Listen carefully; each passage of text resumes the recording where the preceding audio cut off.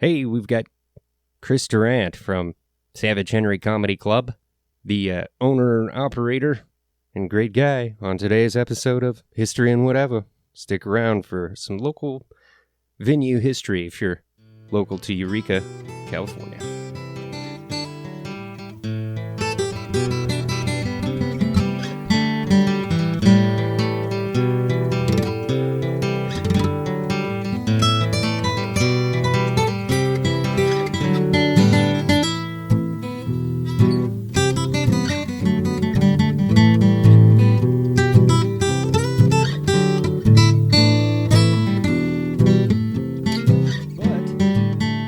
So, how's the club doing? The lights are on and the doors open, but yeah, not right now. We're closed right now, but yeah, we're doing all right. Fans seem we're getting a lot of regulars again. That not the same ones that were here before COVID, but new regulars that come quite a bit. So that's always good to see. And then we had a couple of sellout shows on a Thursday a couple of weeks ago, and that really boosted everything. So it's still, I hate to say it's like I'm leaning on it or something, but we're still crawling out of that COVID thing. Oh, no. There seems to be sort of some sort of divide with businesses. And I think for everybody, right? You got before COVID and then after COVID. Oh, yeah. Yeah, I just don't want to make it look like I'm blaming COVID on everything, but it did really. I mean, I can't believe we're still here because I was here on ground zero, but it's a miracle that we're here. Hey, and I love that you guys are still open because one thing that you really are, you do a lot for helping comedians progress. And that's one reason why I wanted to have you on the podcast is because I was interested of like, how did you get into comedy and how did you, first learn that you love to laugh and make people laugh so much that you wanted to open your club? Well, when I learned I wanted to make people laugh was way back when I was a kid. My old man took me to see, I'm old, but my old man took me to see Airplane at a drive-in.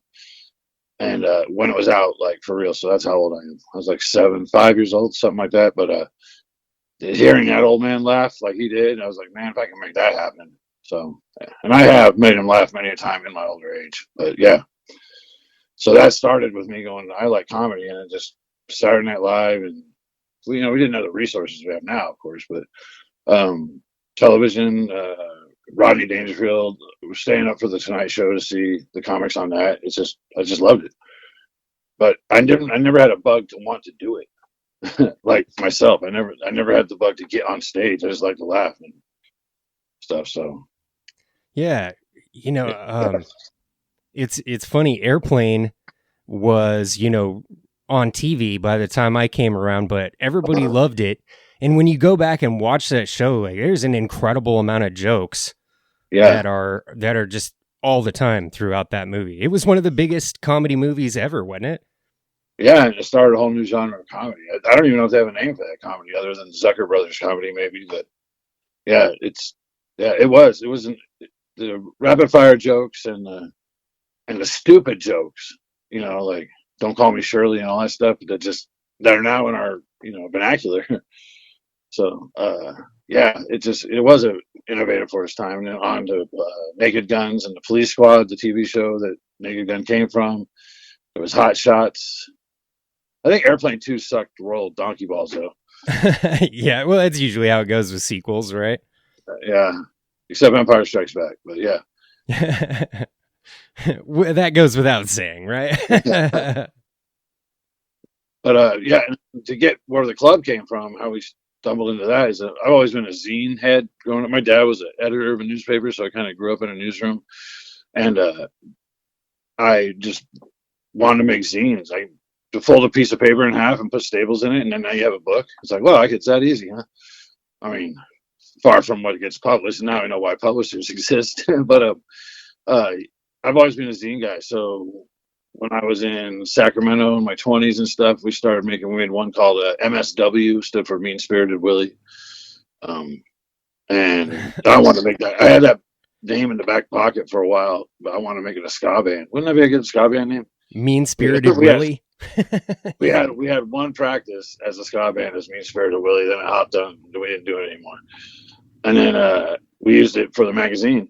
It was a zine. It was like not quite like Savage Henry was, but like we had my friend Keith at Keith's Rainy Day Projects where you do DIY, like build a hut on top of your building with just palm fronds, right? That's what they're called.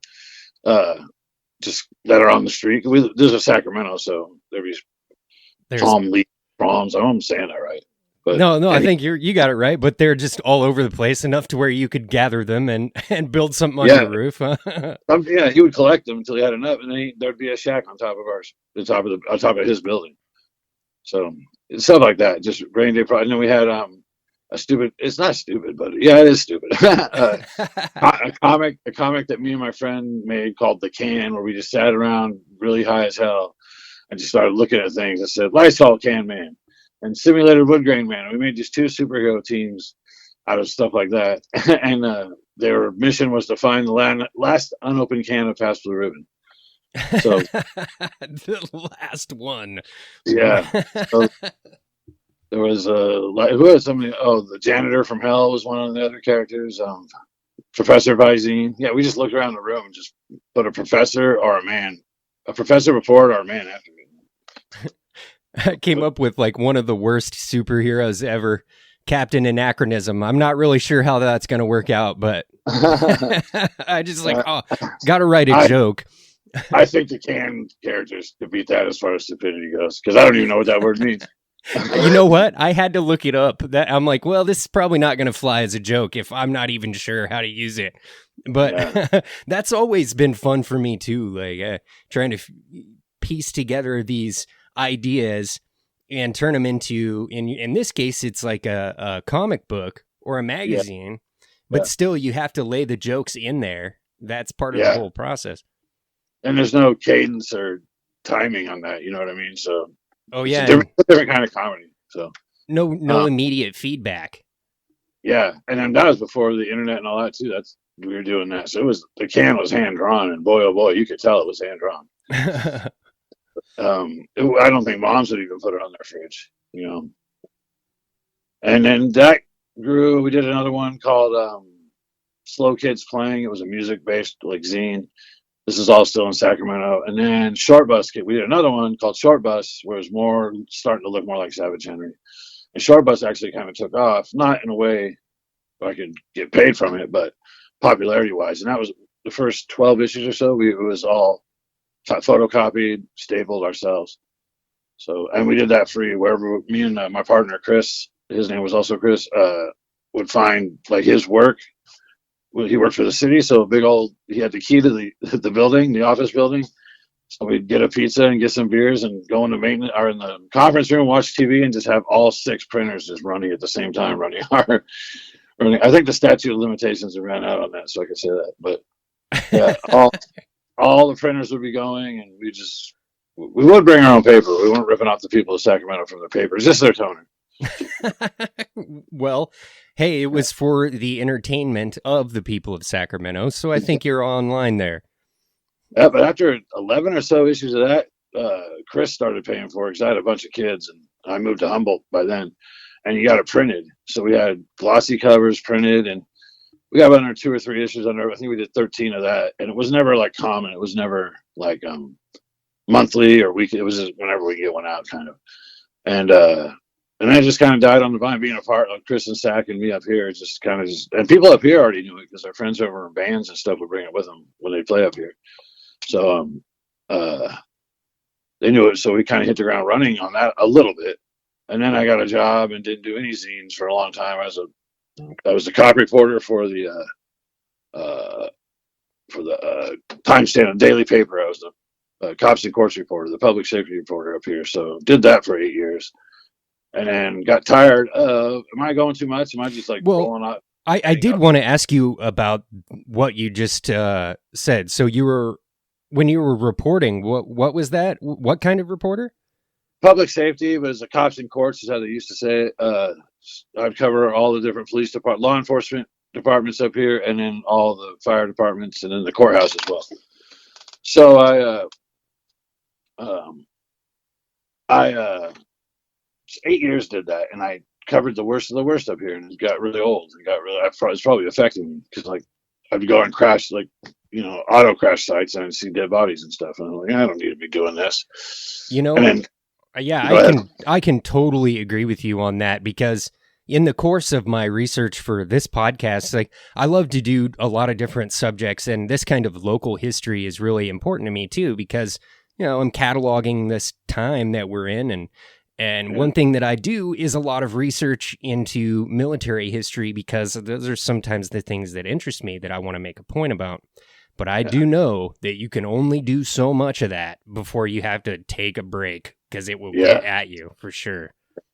Yeah. Another thing was my phone number to my desk was at the bottom of every one of my stories. So families of people in court and families of people who were innocent, but it's not like I went out to. They all thought I had something out for their family member or something. So I got threats all the time, even at my house. My phone at my house, I got called, threatened all the time. So I was over that too.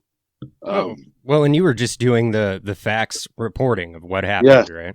I didn't care who these people are, what they did. I just wrote down what they said. Right. I mean, I cared that they killed like I'm not that cold, but it's like, no, you have journalistic integrity. You got to do what you got to do. Yeah, I was right down the middle. I didn't seek out any of these people. It was just on my beat. But then I jumped over to the entertainment desk, so I became the entertainment editor, and with that included a 20-page like what's going on this weekend pamphlet thing that would come in every Thursday's paper. I think it was called Northern Lights when I had Northern Lights, some dumb cliche ass name. And did that for a while, but I had all this vacation time built up. Like they were still going to start taking it away. So 2 months off, I just went up to the hill, the marijuana country, and trimmed. And that was back when you can make somewhat money. So I was getting paid by the paper and trimming, but it was remote, and I had to get someone to cover for me. And one day I went into town, checked in with the person covering for me, and they took it out from under me. The entertainment section, they squashed it. And they just automatically put me back on cops. Oh, wow. Yeah. And this is when I'm away, so they don't even know I know this. They're like, when he comes back, he's going to be surprised. Well, yeah, I was pretty surprised. But then I went back to the trim area where we were trimming, and one of the other trimmers there was Sarah. She wrote for me for the entertainment section. She's really good. She's also very, very funny. And I said, oh, they took it away. And then after a couple more exchanges, she just goes, let's just start our own. And then Savage Henry came to me. So that's where Savage Henry came from, and that hit the ground running enough that I was able to quit my job after the very first issue came out. Oh, wow. So you kind of had built up the way you like your writing and comic drawing and figuring and networking and things like that by the time that you started the Savage Henry magazine. Yeah. And I was connected to I was in a hip hop band for a while up here, so I made a lot of connections there. And one of them was with Sonny Wong, who's a raconteur. He's a visual artist, a hip hop. He makes beats. Really great guy. And he said he'd do the covers, and he ended up doing the first 100 covers of the magazine. So I had that connection, and the people who wrote from the entertainment section. There was no comedy up here. There was no stand up. There was nothing like that at all. So I didn't have I couldn't go down to an open mic and ask people to write. It's just my friends, and it was funny, and it took off. It took off real proper. So, yeah, became my job. Well, I couldn't believe it. And this was all. What time frame are we talking about that you started? January of 2010. I think the first issue technically came out in March of 2010. Oh, okay. Yep. And we tried to be monthly. In our peak time, we were oh man, I'm gonna butcher this number. I think we were like 21,000 circulation at one point, and we were all the way to Portland, Eugene, all the way down to Santa Cruz, Sacramento, and then over to Denver. That was like a good 3 years of the existence of the magazine, and it was monthly. It was always on time and everything. Whoa! So you had a real grassroots following for that magazine, where if it was right up the corridor with all the comics who were traveling, huh? Yeah. Well, I didn't like it. There still wasn't a comedy scene really until. Well, no, there was by the time we started doing that. Yes, there was. But yeah, the way we got it to Denver was an advertise because it was a free magazine, and advertisers would pay our bills. You know what I mean? So Right. a big advertiser that was on the back cover was stationed right outside stations. They were headquartered like there's some military.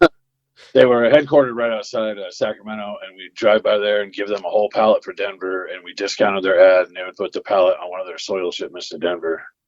And Z Carrera, ex Humboldt comic, that was in Denver at the time, doing comedy, he would pick them up and distribute them all over Denver. Whoa. So Yeah. you sent them to Denver on a soil truck. That is what I'm talking about. Yeah, but all the other ones were done by me, and usually me and Matt Redbeard together would do the driving all the way to Portland, all the way down to Santa Cruz. Oh wow! So you guys spent a lot of time in the car together. Yeah, we did. So did the magazine spur the opening of the club? Well, not the opening of the club. It spurned like I said, there was when I first moved up here, there was Six Rivers. I think it was called Six Rivers, not Six Rivers. Excuse me. No, I'm not gonna know it. Sweet River Bar and Grill, and it was in the mall. It was like Applebee's type of thing in the mall, and they had a comedy night like once a month or once a week. I never went to it. I didn't. It was gone pretty much right after I moved up here. But like Hedberg played there, and Marin played there, and stuff like that. So it was on the Road Dog list somewhere, and then after that there was no comedy, and then starting the magazine, I saw these two other guys do a charity open mic comedy that it was packed out. And I found out later more for the charity, as I did my own. It was more for the charity than the comedy, but it was packed out. And I kind of asked their permission, like, "Are you gonna do more of those?" And I knew them both from the media world. They worked at a different publication, and I asked if they're gonna do more, and they said no. And I'm gonna start one up, and I started one at the Jambalaya. It was called "See You Next Tuesday." It was every other Tuesday, I think, and it just kind of took off. That kind of took off as well. Oh, so you started doing an open mic? Yep, open mic. Jambalaya. I think it was once a month. Then they gave us twice a month. Then it became weekly. And then Cornell Reed and Paul Dank. Cornell Reed grew up here in Humboldt County. He's an LA comic, but he grew up here in Humboldt. And him and Paul Danke were going to Bridgetown Comedy Festival, and they were going to stop here to visit family on the way back down, I think. And his sister reached out to me and said, "Hey, I know you're doing these open mics. How about?" And we did a big feature show at Humbrew's. And like I said, I stumbled ass backwards into being a comedy booker and promoter because I put 11, I think, open micers on before Paul, and it was like a 3.5 hour show. And I remember Dane comes up to me and he goes, "When am I next?" Well, there's 2 more, and he goes, "You can't do this," and he just turned around and walked away. So I learned that you got to keep the show kind of tighter than 3.5 hours. Yeah. Well, and it's strange, probably looking back on it now. Like I've produced a number of shows, and the things that I learned in those very early shows are so important to running a good comedy show later. Yeah. Learning on the fly is how I do most of my learning anyway. So that was definitely on the fly. Yeah, you learn best if you just kind of go for it, and then you're like, "Oh, it would have worked way better had I done it this other way," because then you don't forget. Yeah, exactly. Because you get embarrassed, and I was embarrassed as hell. I didn't put on airs like I acted like I knew what I was doing. I was just like, "Okay, I can't do it." And they were laughing. Oh boy, they get lots of laughs out of me after the show. And then Paul Danke is also the person to tell me about the light. And there was a show, ironically, in this very building I'm sitting in now, the club. It was called Red Fox Tavern at the time, and I booked a show here. And what my bedroom is now was the green room. And I remember Paul sitting on the couch. "Where's the light?" And I looked out the little window. "There's one there. There's one there." He's like, "No, dude, the light." I've been doing comedy for a year before I even knew what the light was.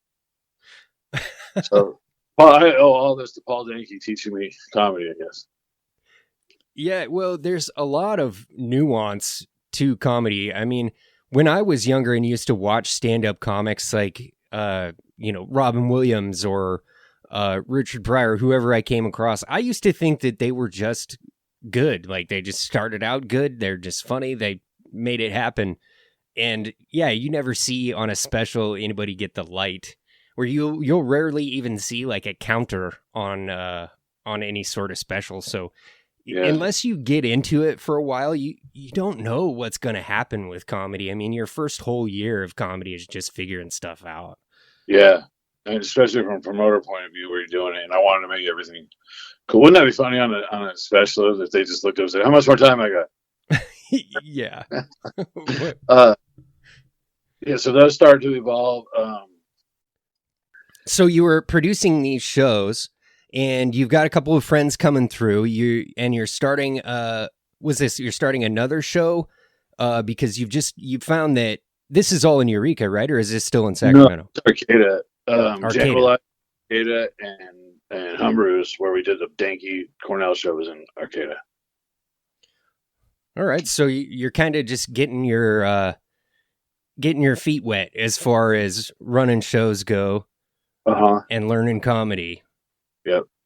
And you're still running the magazine at that time, yes. Okay. In fact, I didn't make any money off those because I'd give any door money to any traveling comics, and then I just used those shows as promotion for the magazine. Oh, as like Savage Henry says, we're the only name in comedy in Humboldt type of thing. Yeah, so it wasn't like I wasn't in it. I mean, I'm still not in it for the money, but I wasn't in it to try and make another revenue stream or anything like that.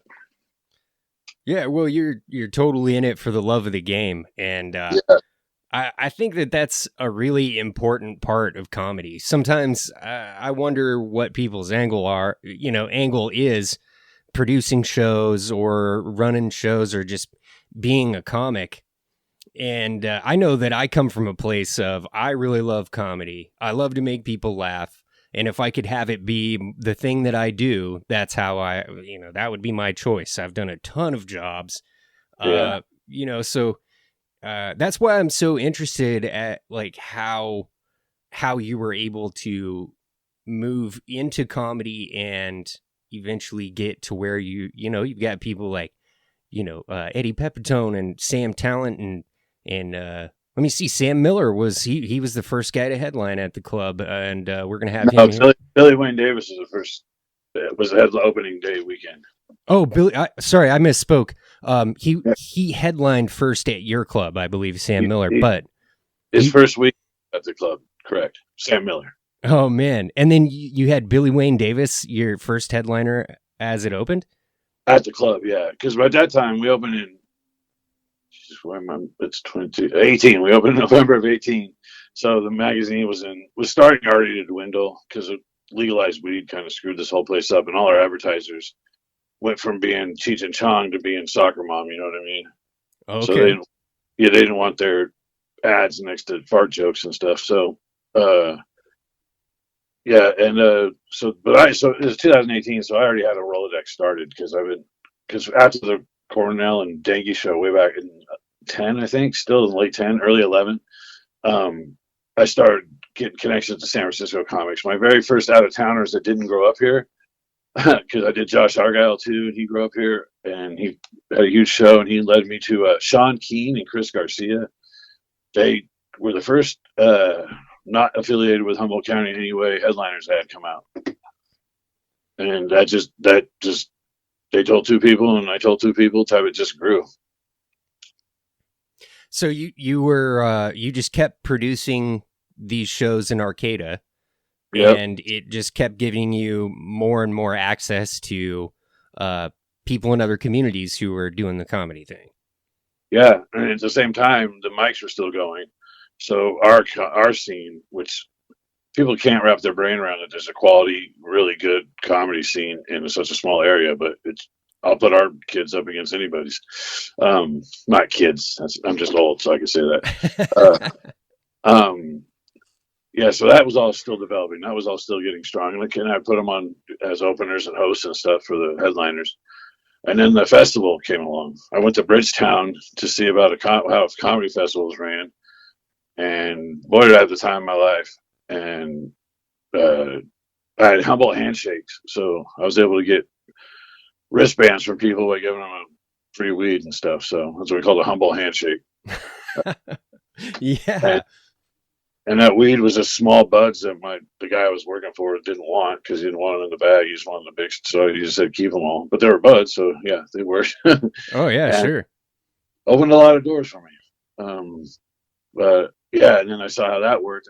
You've been to the festival enough here. I don't know if you ever went to Bridgetown or not, but it's basically the same. I modeled just after that: multiple venues, multiple days, and a normally huge amount of comics.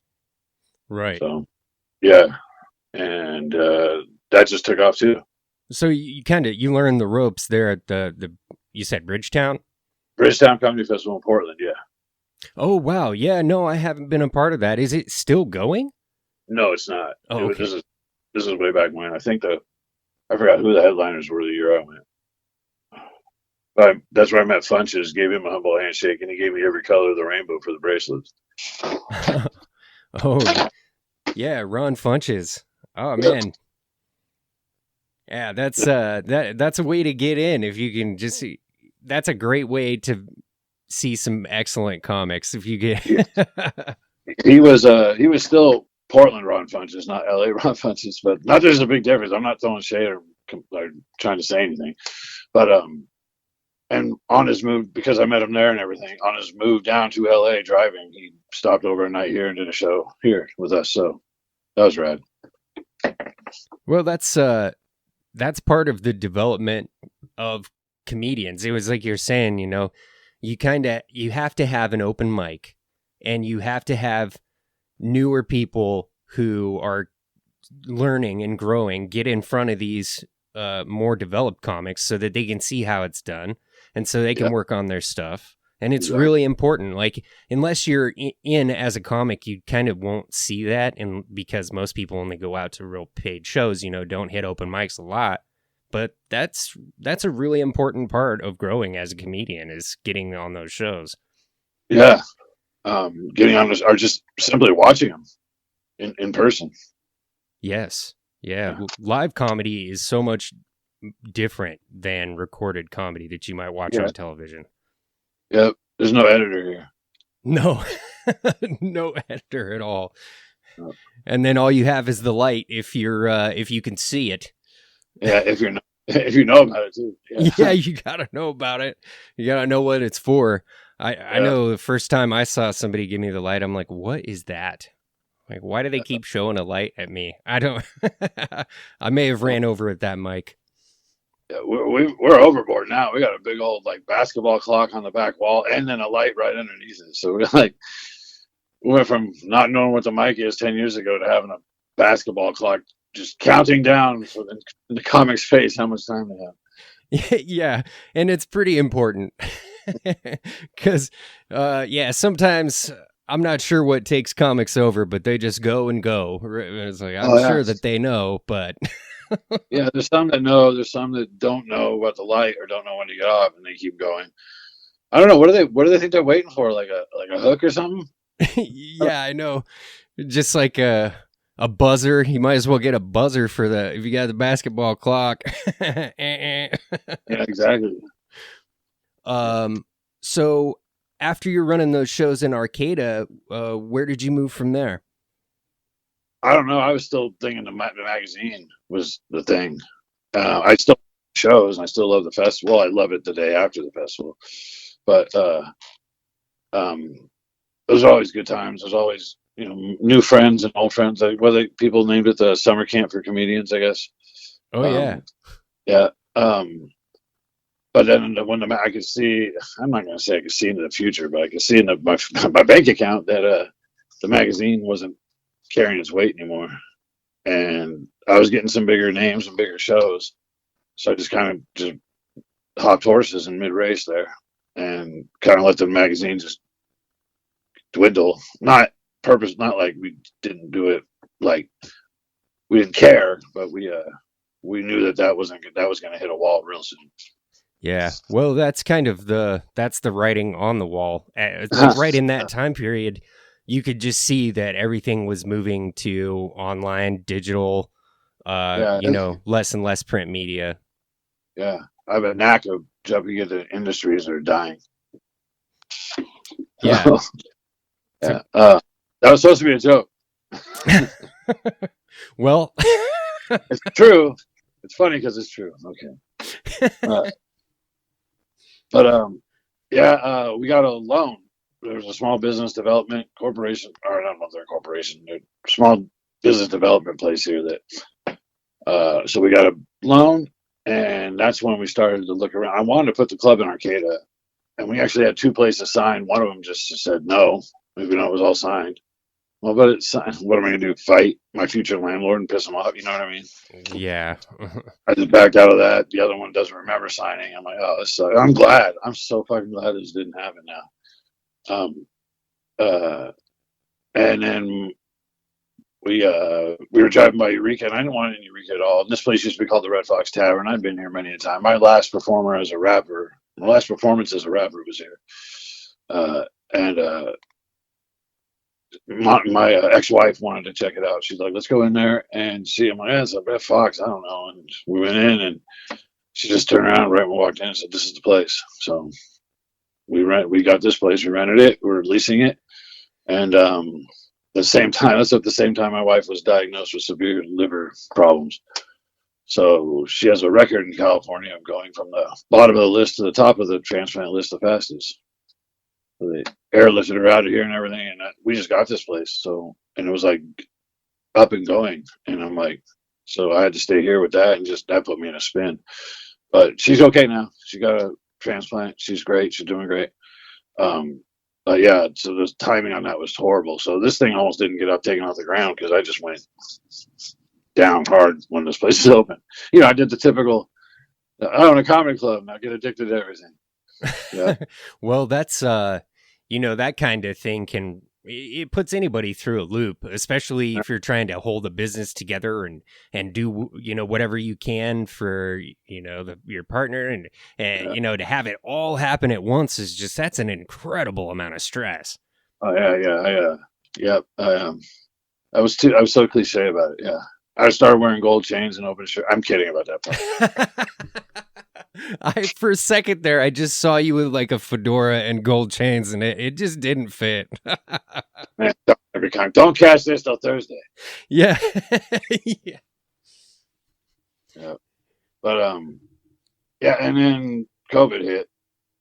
So after being open here, we were closed for almost a year.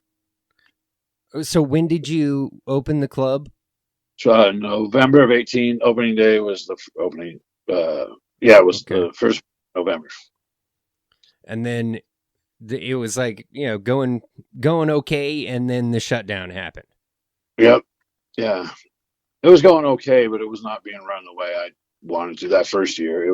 I was too wrapped up in other crap, and I can't believe I'm still in this building talking to you right now. I'm very grateful for that. So the COVID kind of gave us a restart, but we didn't look at it as a restart at the time. Oh, no, I can't imagine you did. That's got to be the worst. That was crazy time for everybody. So, yeah. Did you get the governmental loans to stay open, or the grants? I got a grant from they had ones specifically for small venues. Yeah. We got that, but not like we got it later and later and later than everybody else did. We didn't get our unemployment because we're self-employed, so we were when everyone else was getting paid, we weren't yet. So, but when it came in. I mean, it's always going to come in at the right time. So we got quite a big loan, but it was like Brewster's Millions. We had to spend it on things that we like. Here's when we applied for it, this is what we're going to spend it on. Not specifically, but in the areas of what we're going to spend it on and about how much. And then we had to spend it in like 3 weeks or a month or something like that. Wow. Yeah. And yeah, did that. And Uncle Sam bought a lot of stuff in this club right now. Well, that's like the one positive part that came out, I guess. Yeah. Yeah. We have a clown, like a ceramic. I don't know if it's ceramic, but it's a sculpture of a clown. We got it at an antique store. And the clown's pants are ripped, and you can see his balls and his ass, and a hole, because he's like holding balloons and spreading his legs. And we had to have it in the club. So Uncle Sam bought us it was $180 for antique balls. So the chode. The The chode clown. The We haven't seen up. No one ever really sees him. He's kind of like an Easter egg around here. Oh, yeah, I know that when I'm back there in October, I'm gonna check it out. I'm gonna find it. I love the artwork that's there that you have on the walls and all the flyers and everything. I think it's Cool. got a tremendous decor for a comedy club, if you ask me. Decor might be a strong word, my man. Every comic just has their random jokes. Like I feels like I'm in a 35-year-old who lives at home with his mom in the basement, like that type of shit. But it's fine if they wouldn't make fun of it if they didn't like it. That's what I tell myself anyway. Well, that's how comics operate. I know that my family, we've always been like that. It's like, if you're having dinner with us or something and they're not making fun of you, they really don't like you. But if they're razzing you the whole time, they like you a lot. So You gotta be thick skinned in this business, even just as a promoter and stuff. Because I mean, that show the other night, last couple Thursdays ago, Sam Talent, I was a good 7 or 8 minutes of a set. So yeah, I get razzed too from stage. yeah. Yeah, it was good. It was all good fun. That's what, like I said, I keep telling myself. But Well, I just assume that it's always a bit of a struggle when you're trying to just keep contact with comics all the time. I know just my little bit of producing that I've done that personnel, as far as you're just trying to get these 3 or 4 people on the stage and they got to be here for the whole hour and a half and they show up late and sometimes they don't show at all. So like when you're as a booker of a club, like have you been in a few situations like that where it's like, oh, they're not making it and now I got to put something together? you talk like local or the whole show? Just like, any, okay, just any sort of, headliners that maybe just missed their flight and didn't make it in or things exactly. like that. That's the 2 I was gonna say. Canaan one time, and then Sal Trilo. Sal Trilo is the only time anyone's been snowed out from flying up here. It actually snowed, and it was just a little bit, but the airline's like, nope. I'm like, man, you guys fly to Chicago and crap. Can't you just handle this coastal snow for a second?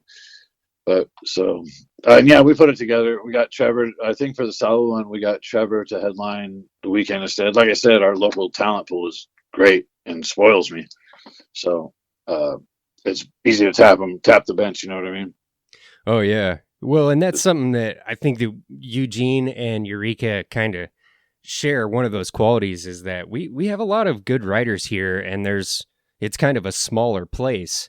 And it's surprising when I travel, some of the comedy that I hear is like, oh, I don't know about that, Yeah. Yep. That is surprising. That's why I say I'll just we have a local Hall of Fame thing that when someone does their first 30-minute set, we plan for it, make it like a little graduation of sorts. And most of those people are still here on that wall. So it's just easy to tap them and, hey, I need you tonight. I don't always say yes, but I just go down to the next one. You know what I mean? Oh, sure. Well, you kind of need that as a club. You got to have some backstock to be able to pull up, and especially if you've got people who are really dedicated. That's one thing that I love about comics is that we're willing to travel for 5 minutes. I'll go a couple hours to get that 5 or 10 minutes, and I've even driven to Seattle for 15. And it's just a hard crew of folks, and when you get everybody together, they're just super fun to hang out with. Yeah, exactly. That's the festival. I mean, I do have fun at the festival. I keep saying I don't until Sunday after the festival, but I do. Especially last year was my first one completely sober, so I was just like, oh, not much. I know that. Yeah, probably a completely different experience, I would think. Yeah, I went to sleep each night. Oh. Yeah, I know I don't sleep very much at the festival. Yeah. So how did that actually, how did you get into doing the festival? Was it before the shutdown or after? Oh, it's after. This one coming up in October will be our 13th. So it was that Bridgetown thing. I went up there and was inspired by them. And I just said, I'll do that. And I just started doing it. And people said, okay. And I'm like, holy crap. It's that easy. But it's not easy. Our first festival only had like 40 people. Only 40 people, I said. So now there's about 100 more now in the last 7 or 8. There's about 140 to 50 comics at each one, and I don't know why, so don't ask me. Well, it's the festival has really I just want to we're kind of winding down here. I won't take up too much more of your time, but I do want to say that I am really, really grateful to you and the Savage Henry Comedy Club for giving me a chance to go to a new place, to get some stage time in front of fresh people, or whoever happens to be around at local dispensary or whatever room at a cider house. And it's a very vital thing as a fresh comedian. I don't know how to say it. It's like, I don't want to say young. I'm not exactly young, but to develop as a comic, you need that feeling of going to place to place to place and getting to perform and hanging out with all of the fellow comedians and hearing their sets. It's been such a great experience for me, and I really enjoy it every time I go there. So thank you so much for doing what you do. No, thank you for coming, man. I know it's a bitch to get here, so thank you, man. I no problem. I love it, but yes, it stresses me out, but I do love it. It doesn't stress me out too much, not as much as when I was all hammered all the time, but yeah. I do like, and I appreciate you guys because they call it the Redwood Curtain. It's hard to get. You can only go to Humboldt if you want to go to Humboldt. You know what I mean? No one gets lost coming up here to Humboldt. Yeah. And it's notorious for coming up here to hide, be counterculture and all that. So it's hard to get here, I know, for people. So I appreciate all you guys making the trek. Oh yeah, well, there's a pretty strong contingent of Eugene comics who always make the run, and we work together to get down there.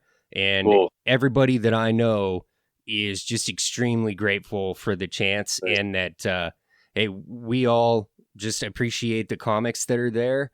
We're big fans of all those guys, Josh Barnes and Evan Vest, and there's tons to be mentioned, but I love it. So, I'm really glad that you took some time to go over, sort of the steps, the hills and valleys of how you got there. And, hopefully people will make it out for the fest and come on out to the Redwood trees. Yeah, exactly. Come to Endor. Yeah, we already have early bird ticket sales already. So we got over 10 of them for a festival in October, which is rare. Humboldt doesn't do anything ahead of time at all. So. Well, you've got some people who are excited about it. Where can we find you? How can we get information? Are you on Instagram or the website? I don't know. Wait, let me see our handle. I don't know what it is. Hold on. But SavageHenryComedy.com is our website, and it mainly just as a calendar now and see some of our locals. I think there's a link there to look at all the magazines too, digitally. And then our Instagram handle is Savage Henry Comedy, one word. Well, all right. So cool, man. Thanks a lot for having me, man. And probably see you in October. If not, we will see you in October, if not soon. Yeah, absolutely. In October, I'm even trying to look at doing the Airbnb or something right now. I've got a couple of comics who were looking at reserving a spot, so I'll be there for sure. And let's hope that jazz festival doesn't change the dates to be the exact same weekend as us again. Oh. No one really noticed. I guess it didn't affect us, but there's a long-time jazz festival up here. It was always in the springtime. And for some reason, they changed it right to the same weekend as us. I don't think they did it to us. I just don't think they looked very much at what else might be going on. Well, and if it is happening at the same time, there is a plethora of comedians who are willing to open the shows for them, and they should tag on. Willing to jump on the trombone for an old Dixieland band? Hey, I'll do a little scatting if I need to. Skibbity up. Yeah. Let's make sure that the scatting is in context of the jazz, well, not the comedy festival. Yeah, that's maybe not something you want to bring up around comics, huh? There's multiple venues, so whatever happens in those venues, I have no control over. But just don't do it at the club. All right, guaranteed. No scatting at the club. Okay. Well, Chris Durant, hey, thank you so much, man. I'll let you go. And I really enjoyed getting a chance to talk with you and learn a little bit about Savage Henry Comedy Club. Hey, no problem, James. Thanks a lot for having me on. And October. It's already, I already cracked open the roster today, so I'm starting right now. Oh, the wheels are turning. All Yeah. right. Well, All right, man. We'll get a hold of you soon. Have a good night. You too. Bye-bye. All right, bye.